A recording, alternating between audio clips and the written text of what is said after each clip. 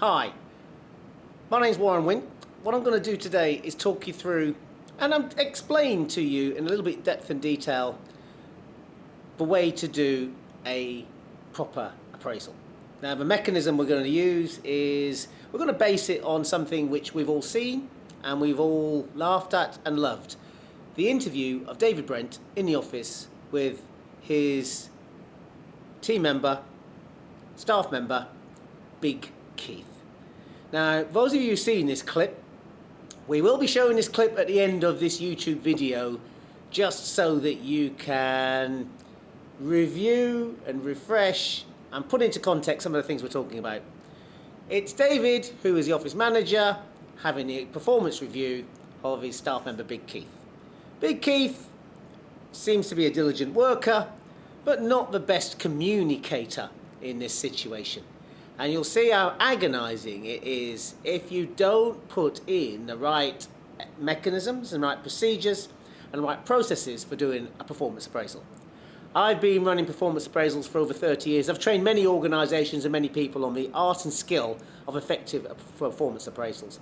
One of the questions that sometimes people ask me when they are the appraiser is, what's the point of this? I can't give them any promotion or I can't give them a pay rise. Well, can I just answer that one question if that's on your mind? One of the values of a good appraisal is to be able to give feedback to your staff and set objectives. Now, if you're going to move your staff forward in terms of their skills, their knowledge, but one of the key things is move them forward in terms of their motivation. Where are they now? Nobody is the same last year as they are this year. So one of the great things about this particular process is the ability to sit down with a team member and check in with them. How are they feeling? What are they doing? Where are they going? Things change. You're not the same person you were last year, neither are your team members. Now, let's look at the video, and you'll see that there are certain key things which David does okay, but certain key things he gets completely wrong. Under strengths, you've just put accounts. Yeah. That's your job, though. That's just. No, Keith. I was sort of looking for your skills within your job. So, is there anything else you could have put there? No. Okay. Under weaknesses, you've put eczema.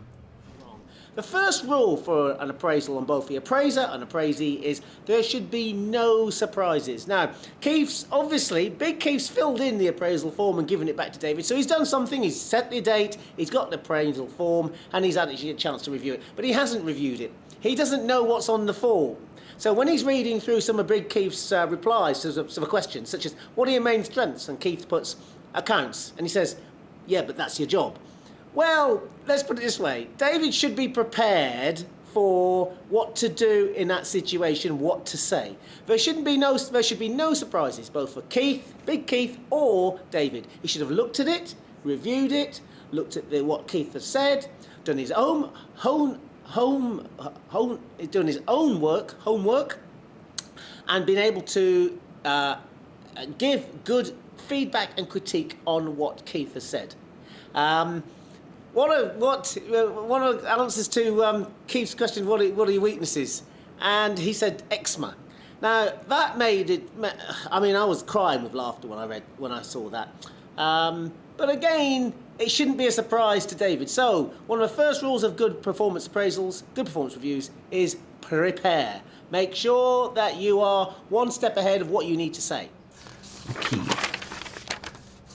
Right, you've left this section completely blank, Keith. You haven't done the Q&A. I thought that you filled that in. No. This is aimed at you. Look, to what extent do you believe that you have the skills and knowledge to perform your job effectively? And then you just tick one of the boxes. Not at all. To some extent. Very much so. Don't know. What would you tick? Don't know.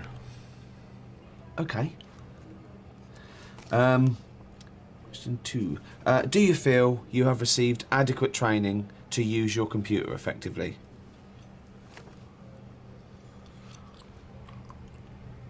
What are the options? Same as they're always the same. Always the same. Not at all. To some extent. Very much so. Don't know. Don't know. Don't know again. Okay. Do you feel you are given the flexibility to decide how best to accomplish your goals?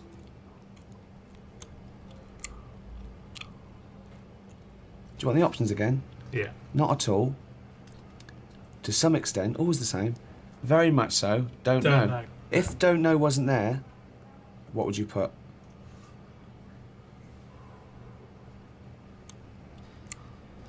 Well, the options. Not at all. To some extent. Very much so. Don't know. Very much so. Do you remember what the question was? No. Okay. Do you... We're going to leave that there. One of the ways of preparing is ask good questions. Now, David did ask some questions. A lot of them were closed questions. We'll call yes and no questions. Big Keith is a yes and no person. He won't elaborate on something. You ask Keith, is that what you're doing? He'd go, yeah. Is that what you think? Yeah. When he was throwing the questions at Keith, in terms of the options, Keith gave the most obvious answer, which was, don't know. So what you need to do is ask better questions. And the type of questions you need to ask are open questions. What questions, when questions, where questions, how questions, who questions, why questions. Tell me about, describe for me. These are the questions which cannot be answered with a yes and no. So you need to ask better questions. And if you're dealing with a difficult issue or, let's put it this way, somebody who doesn't really give out much information, be aware of the quality of questions you're asking. So David should have asked more questions. He should also have come prepared with some objectives. The interview itself seemed to end without any discussion of what's happening after the interview, where we're going, what we're doing. In fact, David was very frustrated with the whole thing. You could see it in his face, and you'll see it in his face in the video. There should be some objectives actually set beforehand, and they should come as a natural consequence of a conversation you have in the appraisal as well. A key question we always get people to recognise in an appraisal when we do role plays and mock appraisals is, that's interesting, would we like to set that as an example? Was that something that you'd be interested in doing as an objective for the next 12 months? So have some objectives, work objectives and personal development objectives as well. Increasing confidence, increasing job skills, increasing ability to lead and manage or to function effectively. So there are many ways in which you can move forward from the appraisal itself. Now David had none of these, so unfortunately he was stuck with just asking closed questions and getting nothing back from Big Keith. One of the other things which he didn't have also was any sort of dialogue in terms of examples and proof and backup of what Keith said. He couldn't counter what Keith said in any way. He couldn't introduce into the conversation examples of where he feels Keith is doing well, doing badly, could be improving, because he had no proof, no examples, no evidence, no backup to what he was saying. So basically, David was stuck.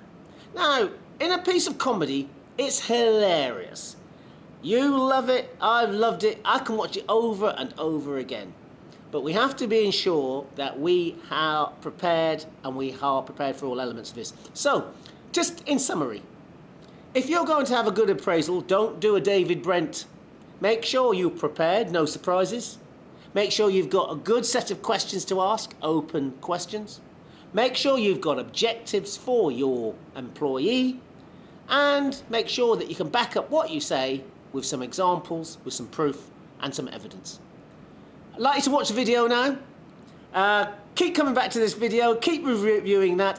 Make a few notes of things you can do differently to be able to manage this. If you like what you see, we've got loads of good information on our website, a lot of free information, free informationals, webinars, videos and newsletters and blogs on www.totalsuccess, all one word, totalsuccess.co.uk. My name's Warren Wint.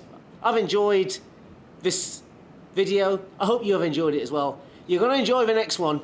And more importantly, I hope you enjoy your next performance appraisal. Thank you.